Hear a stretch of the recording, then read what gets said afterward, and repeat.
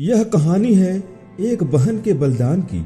यह गाथा है आला और उदल की, जिनकी तलवारें केवल युद्ध के लिए नहीं बल्कि न्याय और सम्मान के लिए उठी। चंपावती का अपमान केवल एक बहन का नहीं बल्कि महोबा की धरती का था। आइए जाने वह कहानी जो इतिहास के पन्नों में अमर है। चंपावती का बदला और आला उदल की शपथ। क्या होता है जब बहन के सम्मान को तार तार किया जाता है? क्या होता है जब एक राजकुमारी न्याय के लिए अपने प्राणों की आहुति देती है? यह कहानी है उस बहन की जिसने अपने बलिदान से अपने भाइयों को शपथ दिलाई इंसाफ की। महोबा बुंदेलखंड का वह वीर भूमि जहां हर घर में वीरता की कहानियां गूंजती थी। चंपावती महोबा के राजा परिमाल की पुत्री और आला उदल की प्यारी बहन थी। उसका नाम केवल सुंदरता में ही नहीं बल्कि साहस और बुद्धिमानी में भी आगे था। लेकिन उसकी कहानी ने एक दर्दनाक मोड़ लिया। कन्नौज के राजा जयचंद ने महोबा पर आक्रमण किया। इस युद्ध में महोबा हार गया और जयचंद ने चंपावती को बंदी बना लिया। जयचंद चंपावती का अपमान करने की कोशिश करता है।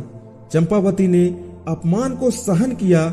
अपने सम्मान को बचाने के लिए उसने अग्नि समाधि ले ली। उसकी अंतिम चीखें केवल दर्द नहीं बल्कि प्रतिशोध की पुकार थी। चंपावती की चिता जल रही थी। आला और उदल वहीं खड़े थे। आला ने गंभीर स्वर में कहा, हमारी बहन ने बलिदान दिया है लेकिन यह अपमान महोबा का है।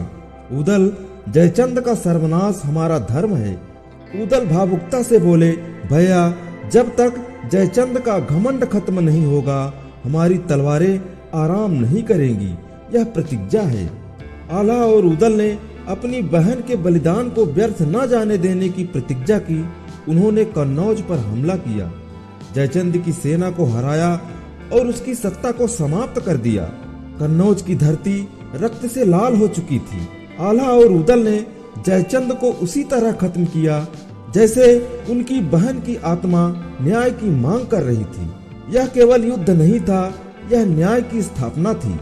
युद्ध के बाद आला और उदल अपनी तलवार चंपावती की समाधि पर रखते हुए बोले, बहन अब तुम्हारी आत्मा को शांति मिलेगी। हमने तुम्हारा बदला ले लिया है। उदल ने कहा, हमारी तलवारें अब तुम्हारे चरणों में समर्पित है। मित्रों, यह कहानी केवल एक बहन के बलिदान और भाइयों के प्रतिशोध की नहीं बल्कि यह धर्म, न्याय और परिवार के प्रति कर्तव्य की मिसाल है। आला और उदल ने दिखाया कि सच्चा वीर वही है जो अन्याय के खिलाफ खड़ा हो। चंपावती का नाम इतिहास के पन्नों में अमर रहेगा। मित्रों, यह कहानी पसंद आई हो तो वीडियो को लाइक और चैनल को सब्सक्राइब करें।